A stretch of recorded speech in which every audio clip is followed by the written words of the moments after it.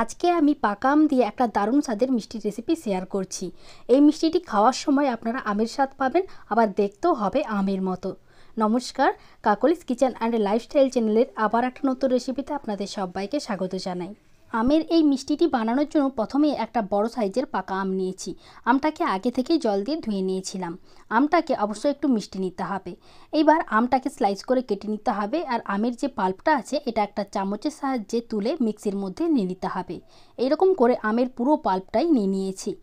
এখন আমি এর মধ্যে দিয়ে দিচ্ছি 100 গ্রাম চিনি, আর একটা মসৃণ করে পেস্ট করে নিতে হবে। দেখুন, চিনি থাকার জন্য আমের পেস্টটা একেবারেই পাতলা হয়েছে। এইদিকে একটা ট্রের মধ্যে আমি নিয়ে নিচ্ছি 200 গ্রাম ছানা।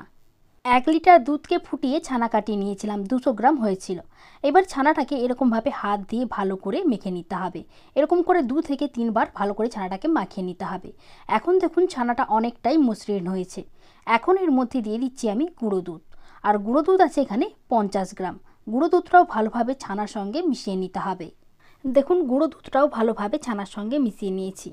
এখন মিশ্রণটাকে সাইডে রেখে দিচ্ছি। এদিকে একটা কড়াই গ্যাসের মধ্যে বসিয়ে দিয়েছি, আর আমের যে মিশ্রণটা আছে ওটা কড়াইয়ের মধ্যে দিয়ে দিতে হবে। আর একটু 2-3 মিনিটের মতো ফুটিয়ে মিশ্রণটাকে একটু ঘন করে নিতে হবে। দেখুন, মিশ্রণটা এখন অনেকটাই ঘন হয়ে গেছে। এখান থেকে আমের একটু পাল্প আমি বাটির মধ্যে তুলে রাখছি। এটাকে পরে কাজে লাগাবো। এখন যে আমের পাল্পটা কড়ার মধ্যে আছে এর মধ্যে দিয়ে দিচ্ছি আমি হাফ কাপের মতো লিকুইড মিল্ক। এখন এই দুধের সঙ্গে আমের পাল্পটাকে ভালো করে মিশিয়ে নিতে হবে। গ্যাসের ফ্লেমটা এই সময় লোতেই রাখতে হবে। আর যখন দুধের মধ্যে আমের পাল্পটা ভালোভাবে মেশানো হয়ে যাবে তখন এর মধ্যে দিয়ে দিতে হবে মাখিয়ে রাখা ছানার মিশ্রণটি। আর ছানাটাও ভালোভাবে আমের পাল্পের সঙ্গে মিশিয়ে নিতে হবে। ছানাটা যখন দুধ ও আমের পাল্পের সঙ্গে ভালোভাবে মেশানো হয়ে যাবে তখন এর মধ্যে দিয়ে দিচ্ছি অল্প একটু ইয়েলো ফুড কালার, আর দিয়ে দিচ্ছি অল্প একটু ম্যাঙ্গো এসেন্স। মিষ্টির মধ্যে যাতে পাকা আমের সেন্টটা বেশি পাওয়া যায় তাই এখানে এসেন্স ব্যবহার করেছি। আর কালারটা দিয়েছি যেহেতু পাকা আমের মিষ্টি বানাচ্ছি তার জন্য, আপনারা চাইলে এখানে কালারটা স্কিপ করতে পারেন। এইবার মিশ্রণটাকে ভালো করে মিশিয়ে নিতে হবে, আর একটু ঘন হওয়া পর্যন্ত অপেক্ষা করতে হবে। যখন মিশ্রণটা এরকম ঘন হয়ে যাবে তখন এর মধ্যে একটু চিট ভাব আনার জন্য দিয়ে দিচ্ছি 2.5 চামচের মতো ময়দা। আর ময়দাটাকেও ভালোভাবে এই মিশ্রণের সঙ্গে মিশিয়ে নিতে হবে। আর গ্যাসের ফ্লেমটা কিন্তু অবশ্যই লো টু মিডিয়ামে রাখতে হবে, হাই একেবারেই করলে চলবে না। এখন মিশ্রণটা আমার একেবারেই রেডি। এখান থেকে অল্প একটু মিশ্রণ কড়াইয়ের মধ্যে রেখে দিচ্ছি, আর বাদবাকি মিশ্রণটা একটা ট্রের মধ্যে তুলে নিচ্ছি। কড়াইয়ের মধ্যে যে মিষ্টিটা আমি রেখে দিয়েছি তার মধ্যে দিয়ে দিচ্ছি অল্প একটু গ্রিন ফুড কালার, আর এই ফুড কালারটা ভালোভাবে মিশিয়ে নিতে হবে। আর এটাকেও একটা পাত্রের মধ্যে তুলে রাখতে হবে। এবার যে মিষ্টির মিশ্রণটা আগে রেখেছিলাম এটা অনেকটাই ঠান্ডা হয়ে গেছে, হালকা গরম আছে। এখন হাতে অল্প একটু ঘি নিয়ে মিশ্রণটাকে একটু ভালো করে মাখিয়ে নিতে হবে। আর মিশ্রণটাকে ভালো করে মাখিয়ে নিলে মিষ্টিগুলো খুব সুন্দরভাবে রেডি করা যাবে।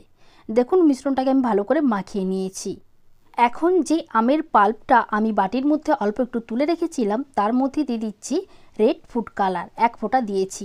আর এই ফুড কালারটা ভালোভাবে মিশ্রণের সঙ্গে মিশিয়ে নিতে হবে, মানে আমের পাল্পের সঙ্গে মিশিয়ে নিতে হবে। আপনারা চাইলে এখানে এর মধ্যে অল্প একটু ড্রাই ফ্রুটসও ব্যবহার করতে পারেন, তাহলেও রেসিপিটি খেতে ভীষণ ভালো লাগবে। এখন নিয়ে নিচ্ছি কয়েকটা লবঙ্গ। এইবার হলুদ মিষ্টির মিশ্রণ থেকে অল্প একটু নিতে হবে, আর 2 হাতের সাহায্যে একটু ভালো করে মাখিয়ে নিতে হবে। তারপর এটাকে গোল করে চাপটা করে নিতে হবে। চাপটা করে এর মাঝখানে যে আমের পাল্পটা রেডি করে রেখেছিলাম, মানে আমের যে মিশ্রণটা আছে এটা এর মধ্যে দিয়ে দিতে হবে।